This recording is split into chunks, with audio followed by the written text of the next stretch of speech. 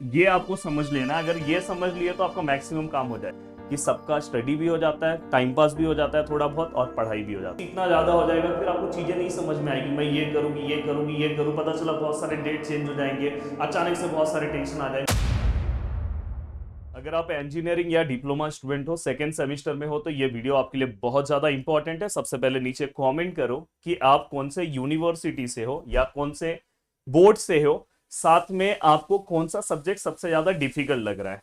तो ये स्पेशली मेरा पूरा का पूरा वीडियो सेमेस्टर 2 के लिए है। अगर आपने अच्छे से फोकस किया, मैंने यहाँ पे कुछ 7 मेथड्स बताए, अगर उसके ऊपर आपने फोकस किया तो आप आराम से ऑल क्लियर हो सकते हो।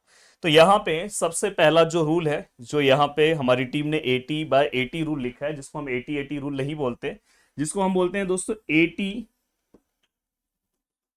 जिसको हम बोलते हैं दोस्तों 40/60 रूल। तो ये रूल आपको पता होना चाहिए। आप बोलोगे सर 40/60 रूल्स क्या होता है? तो देखो 40/60 रूल्स क्या होता है, थोड़ा सा ध्यान से समझने की जरूरत है। सिलेबस का 40% पार्ट, सिलेबस का 40% पार्ट ऐसा होता है जहां से 90% क्वेश्चंस पूछे जाते हैं। ये आपको समझना है। हर यूनिट में, जैसे यूनिट नंबर 1 है, तो उसमें से 40% पार्ट ऐसा होगा जहां से ही हमेशा क्वेश्चंस पूछे जाते हैं। तो मैं 90% ले रहा हूं, मे बी कभी कभी 100% वही फिक्स टॉपिक रहता है, वही एग्जाम में पूछे जाते हैं।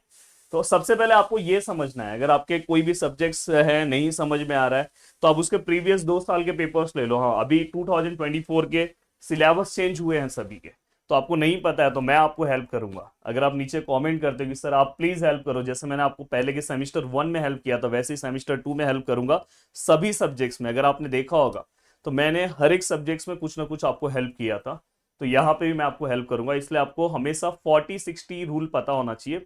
रूल वाइज मैंने जानबूझ के यहाँ पे 90 लिखा, मैं यहाँ पे 60 बोल रहा हूँ कि मतलब सिलेबस का ऐसा पार्ट होता है। कभी मैं इसको 80/20 रूल भी बोलता हूँ कि मतलब 20% सिलेबस का पार्ट जहां से 80% क्वेश्चन आते हैं। ये आपको समझ लेना। अगर ये समझ लिए तो आपका मैक्सिमम काम हो जाएगा। हर यूनिट में आपको सब कुछ पढ़ने की जरूरत नहीं है। तो ये आपका पहला पार्ट है। ठीक है सर, पहला आप तो समझ में आया। सबसे इंपॉर्टेंट है टाइम मैनेजमेंट। अब आप में से बहुत सारे स्टूडेंट ये गलती करते हो कि टाइम मैनेजमेंट वो कैसा बना रहे पता है? टाइम मैनेजमेंट वो रेगुलर 1 2 3, वो क्या कर रहे हैं पता है?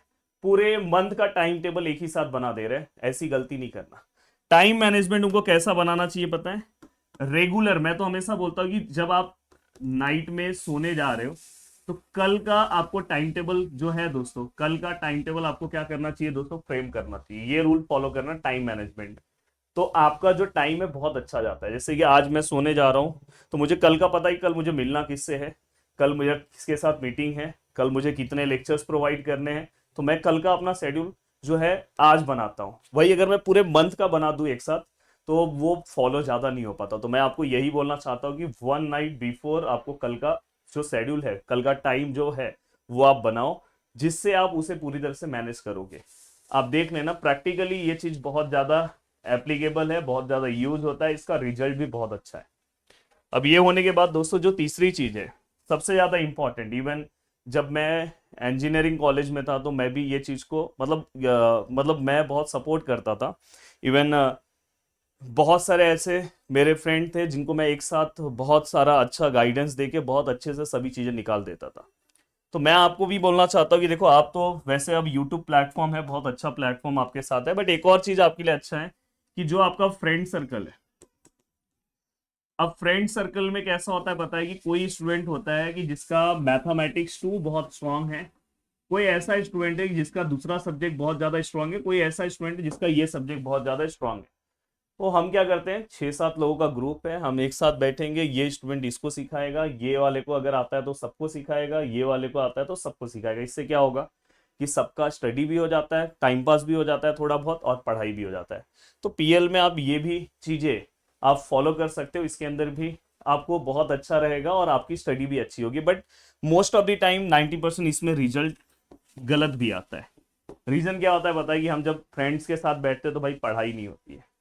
तो मैं आपको ये बोलना चाहता हूँ कि अगर आप अपना रिजल्ट, क्योंकि देखो अभी जब सेमेस्टर 1 के रिजल्ट आया तो आपके मन में बहुत सारे टेंशन आ गए। तो वही मैं बोल रहा हूँ कि सेमेस्टर 2 आपके लिए बहुत ज्यादा इंपॉर्टेंट है, तो इसलिए आपको ये चीजें फॉलो करना चाहिए। ठीक है सर, ये तो आपने बता दिया। अब मैं अगर आगे की ओर निकलूं बढ़ूं, अब यहाँ पे आपको सभी चीजें मैनेज करनी होगी अगर आप चाहते हो कि सेमेस्टर 2 में अच्छे मार्क्स आए। तो सबमिशन, अगर आप सही टाइम पे अपना सबमिशन नहीं कर रहे हो तो आपको देखो मार्क्स जो है वो एक क्राइटेरिया होता है वहीं तक मिलेगा, कोई फेल तो नहीं होगा, बट मार्क्स जो है आपका कहीं ना कहीं कम हो जाएगा, जो मार्क्स आपको फ्री में मिलने चाहिए थे वो कम हो जाएगा। इसलिए सबमिशन का जो फाइनल डेट है उस तारीख तक आप अपना सबमिशन कंप्लीट कर दो, ये चीज का ध्यान रखो। इवन जो आपका वाइवा होता है, मैं आपको एक सजेशन देना चाहता हूँ कि वाइवा के लिए आप मतलब बहुत ज्यादा स्ट्रेस में मत जाओ, बट जो स्पेसिफिक सब्जेक्ट का आपका वाइवा है, आप नीचे अगर टाइम टेबल मेंशन कर देते हो तो मैं उसमें भी आपको हेल्प करूंगा कि इस सब्जेक्ट में आप ये क्वेश्चन पढ़ के जाओ। तो वाइवा में आप स्पेसिफिक बेसिक चीजें आपको पता होना चाहिए कि मतलब इस सब्जेक्ट्स का मतलब जो लेसन का सबसे पहले यूनिट के नाम क्या है, मॉड्यूल के नाम क्या है, कौन से मॉड्यूल, एक मॉड्यूल बहुत अच्छे से कवर कर लो। देखो वाइवा जब होता है ना तो टीचर्स पहले आपको मॉड्यूल का नाम पूछते हैं, मॉड्यूल का नाम अगर आपने बता दिया, लास्ट में वो आपसे क्या पूछेंगे पता है? ठीक है, मॉड्यूल का नाम आपने बोला, अगर आपसे 2-3 क्वेश्चन पूछेंगे आपको नहीं आया तो आपको बोलेंगे कि आप कौन सा मॉड्यूल पढ़ के आए हो, तो आप बोलोगे सर मॉड्यूल नंबर 3, तो वहां से वो क्वेश्चन बोलेंगे। तो इसलिए एक मॉड्यूल बहुत अच्छे से कवर कर लेना, जिसका बेनिफिट आपको आपके फाइनल एग्जाम में भी मिलेगा।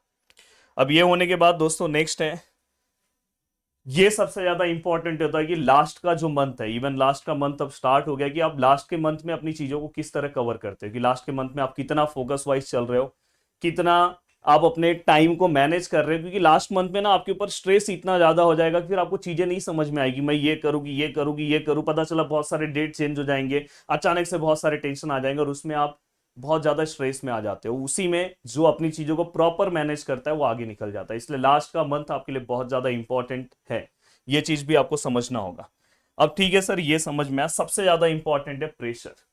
अब देखो अगर आपको पता है कल ऐसा भी हो जाएगा कभी सिचुएशन, कल पूरा का पूरा फाइल 2 फाइल चेक कराना है आपके साथ, ऐसा होगा कल मेरा वाइवा भी है और कल मेरा 3 सबमिशन भी है। मतलब ये देखो 2 फाइल चेक कराना है वो आपने प्लानिंग बनाया, पर 3 सबमिशन तो कंपलसरी करना होगा। कल किसी का हो सकता है मॉक टेस्ट हो, मॉक टेस्ट भी चलते रहता है, मॉक वाइवा भी चलते रहता है। हाँ, तो ये है, मॉक प्रैक्टिकल भी चलता है, इवन जब आपका यूनिवर्सिटी प्रैक्टिकल वाइवा होगा तो पूरा का पूरा दिन उसमें जाता है। फिर आपको ये स्ट्रेस होने लगता है कि यार इतना सारा कैसे करूं, पहले तो कुछ आया नहीं, इवन मैंने तो एक भी प्रैक्टिकल अटेंड नहीं किया है, मुझे तो कुछ नॉलेज नहीं है। रिलैक्स रहो। जो स्टूडेंट अगर बस आप अपने प्रैक्टिकल की सभी चीजें देख लो कैसे परफॉर्म करते हैं, थोड़ा बहुत देख लो, अब तो इतना सारा यूट्यूब है, चैट जीपीटी है, सब चीजें अवेलेबल है, आपको पूरा हेल्प करता है। हमारे टाइम पे तो यूट्यूब चैट जीपीटी ये सब मतलब यूट्यूब कोई देखता ही नहीं था, अब तो अब ऐसा हो गया कि बिना यूट्यूब के सेमेस्टर नहीं कंप्लीट होता है, ऐसा हालत हो गया है। तो वीडियो को देखने के लिए दिल से थैंक यू सो मच दोस्तों, मिलते हैं नेक्स्ट वीडियो में, बाय बाय, टेक केयर, जय हिंद दोस्तों।